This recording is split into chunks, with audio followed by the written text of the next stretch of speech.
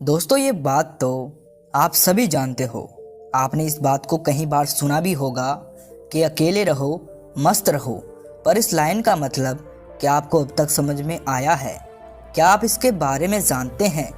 महात्मा गौतम बुद्ध भी यही कहते थे कि अकेले रहो, ध्यान करो, अपने साथ समय बिताओ और देखो कि जीवन में कितनी खुशियाँ हैं।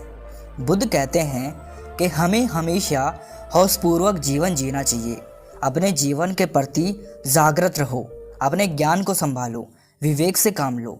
लेकिन जब इन सब बातों को अपने जीवन में हम उतारने की कोशिश करते हैं तो हम सबके मन में, मस्तिष्क में एक ही ख्याल आता है, क्या हम होश में नहीं हैं? क्या हम अभी बेहोश हैं? हम लोग तो बेहोश उस मनुष्य को मानते हैं जो मूर्छित हो जाता है और अपनी आंखें नहीं खोलता।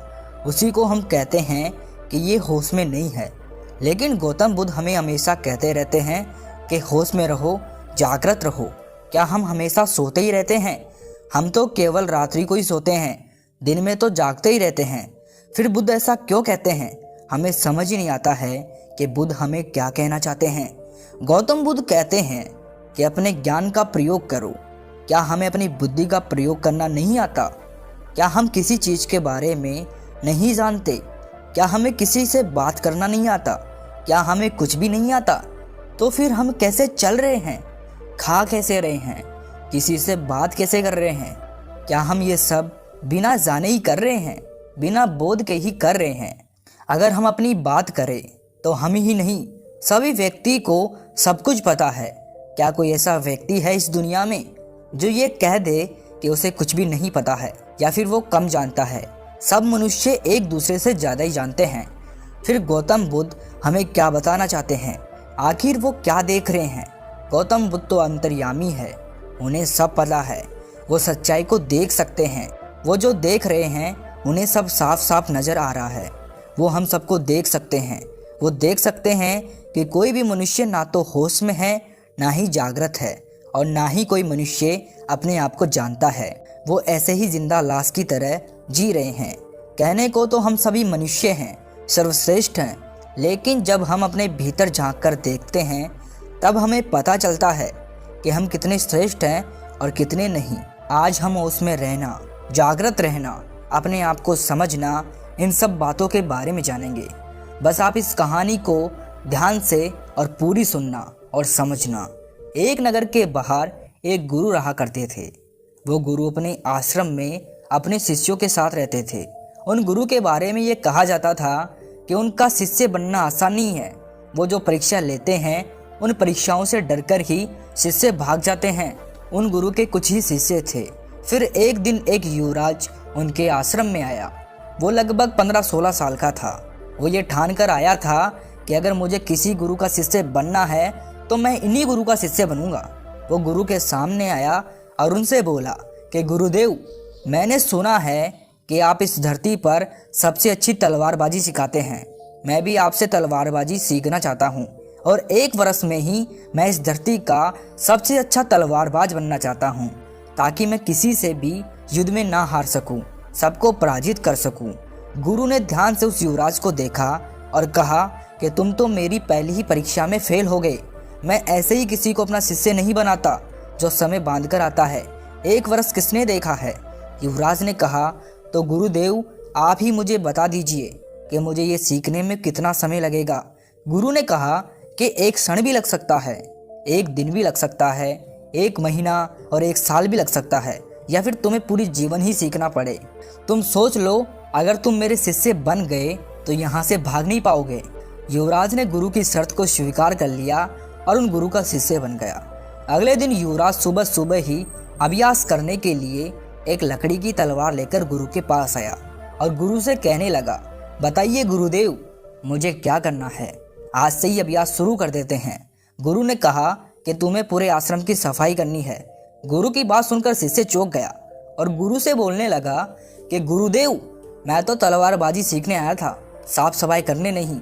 गुरु ने कहा कि वो मैं देख लूँगा, जो काम मैंने तुम्हें दिया है उसको करो, और जब तक मैं तुम्हें कुछ ना बोलूं तब तक तुम्हें रोज आश्रम की साफ सफाई करनी है और दूसरे सारे काम भी निपटाने हैं जो तुम्हें मैंने दिए हैं। शिष्य आश्रम की साफ सफाई करने में लग गया।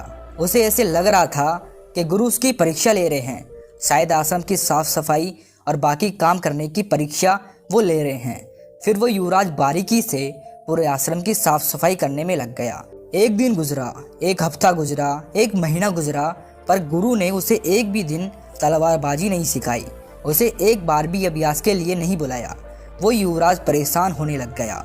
अब उसका मन साफ सफाई में नहीं लग रहा था। अब वो गुरु के बारे में पता नहीं क्या क्या सोचता रहता। कभी बीती रातों को सोचता तो कभी उस दिन को कोसता जिस दिन वो इस आश्रम में गुरु के पास तलवारबाजी सीखने आया था। ऐसे करते करते उसने 1 वर्ष बिता दिया। अब उसका धैर्य भी टूट गया। फिर वो गुरु के पास गया और गुरु से कहा कि आपने मुझे अभी तक कुछ भी नहीं सिखाया है। अगर आप मुझे सिखाते तो इस 1 वर्ष में मैं एक सर्वश्रेष्ठ तलवारबाज बन जाता। फिर गुरु ने शिष्य को देखा और उनके पास पड़ी उस लकड़ी की तलवार से युवराज की पीठ पर जोरदार प्रहार किया और युवराज से बोले कि जाओ और सफाई करो। युवराज को बहुत जोर से लगी। फिर वो भागकर अपने काम में लग गया। उस दिन के बाद जब भी गुरु उसके आसपास से निकलते तो उस लकड़ी की तलवार से उसके पीछे हाथ पैर पर 2 लगा देते थे। युवराज परेशान हो गया था। युवराज को लगने लगा कि गुरु पागल हैं, तलवारबाजी तो सिखा नहीं रहे और जब भी मेरे पास से निकलते हैं तो मेरे 1-2 तलवार की रख जाते हैं। तलवार की उसे दिन में कहीं बार पड़ जाती। अब तो युवराज कुछ और सोचता ही नहीं कि वो साफ सफाई कर रहा है या फिर आराम कर रहा है, खाना बना रहा है। उसे तो बस गुरुदेव की मार से बचना ही बचना सोचता था। पर हद तो तब हो गई जब वो सो रहा था और गुरु से 2-4 लगा गए। अब रोज उसके साथ यही होता। वो हमेशा ही चौकन्ना रहता कि कहीं गुरुदेव आ तो नहीं रहे, कि कहीं फिर से गुरुदेव से मारने वाले हो। नींद में भी सोते सोते वो जागृत रहता। थोड़ी सी भी आहट होती तो उसकी आंखें खुल जाती थी। वो सो तो जाता था पर उसे आसपास क्या हो रहा है उसे सब पता रहता था। वह इसी को होश कहते हैं। सोते हुए भी जागना। होश में रहना ही होश नहीं बल्कि आपके साथ आपके आसपास क्या घटित हो रहा है और आपकी सोच कहाँ है। कहीं भूतकाल में तो नहीं अटकी हुई या फिर भविष्य की तो नहीं सोच रही। आप वर्तमान में ही तो है। जैसे ही शिष्य अपना होश खो देता वो अपने विचारों में बह जाता और पुरानी और आने वाली बातों को सोचने लगता। उसी समय उसका होश टूट जाता और इधर उधर से निकलते हुए गुरु उसे 2-4 लगा जाते। 2 वर्ष तक ऐसे ही चलता रहा। जब भी शिष्य किसी विचार में उलझता गुरु आते और उसे 2-4 लगा जाते। इन 2 वर्षों के अंदर उस शिष्य का होश इतना मजबूत हो गया था कि किसी के आने की आहट तक उसे सुनाई देती थी। वो दूर से ही सुन लेता था और सावधान हो जाता था। एक दिन गुरु ने जब उस पर तलवार से प्रहार किया तो उस शिष्य ने अपने आप को बचा लिया। यह देखकर गुरु बड़े खुश हुए और उन्होंने कहा कि शिष्य अब तुम होश में आ गए हो। अब तक तो तुम बेहोश थे। अगर तुम्हें ये होश पहले हो जाता तो तुम मेरे से इतने पिटते नहीं। हम भी हमारी जिंदगी में इसीलिए सफल नहीं हो पाते हैं। हमारी जिंदगी में असफलता ने हमें घेर रखा होता है क्योंकि हम कभी होश में रहते ही नहीं हैं। जो हैं उसमें नहीं जीते हैं। हम तो विचारों के जीवन में जी रहे होते हैं जो हमारे अंदर ही पैदा होते हैं और हमें हमेशा ही दूर पता नहीं कौन सी दुनिया में ले जाते हैं। होश में आने के बाद जो पहली चीज पैदा होती है वो होता है बोध। वर्तमान का बोध हमें जीवन के हर पल हर क्षण में जीवित रखता है। उसे जीते हैं और अपने आसपास हो रही गतिविधियों की जानकारी हमें होती है, ज्ञान रहता है। इन चीज़ों को हम बेहोशी की हालत में छोड़ देते हैं। क्या आपने कभी इस बात पर गौर किया है कि जब आप घर से कहीं जाने के लिए निकलते हैं तो रास्ते में आपने क्या क्या देखा? क्या आपको रास्ता याद रहता है? आपको जहाँ जाना होता है आप वहाँ पहुँच जाते हैं, पर आपको ये भी पता नहीं रहता है कि आपने रास्ते में क्या क्या देखा।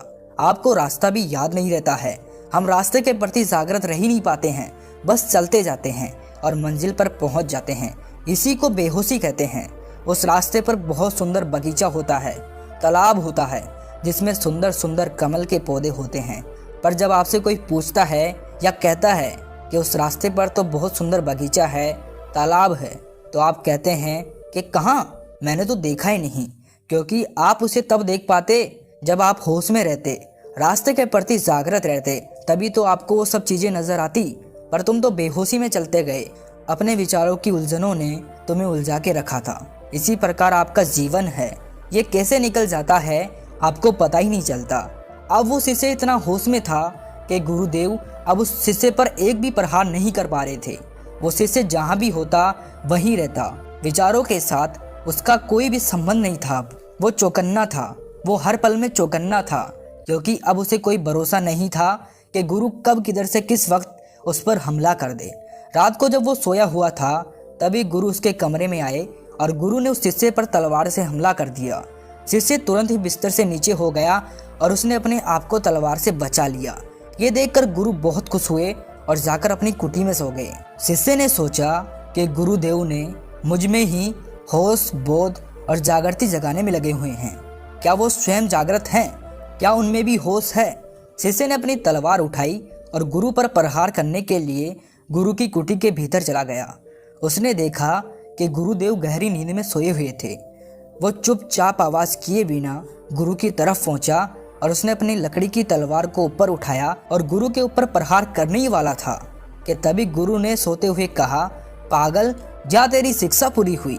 शिष्य ने कहा, पर गुरुदेव, आपने तो मुझे तलवारबाजी सिखाई नहीं है। गुरु ने कहा कि अब तुम्हें तलवारबाजी में कोई नहीं हरा सकता। हमारा जीवन भी बेहोशी से भरा हुआ है। जो व्यक्ति होश में आ जाता है वो आज में जीना सीख जाता है। उसे आसपास की सभी चीज़ों के बारे में जानकारी रहती है। जिस व्यक्ति को हर चीज़ का बोध रहता है वो जागृत जीवन जीता है। वो स्थिति और उपस्थिति को समझता है। वो कभी भी किसी के साथ गलत व्यवहार नहीं करता।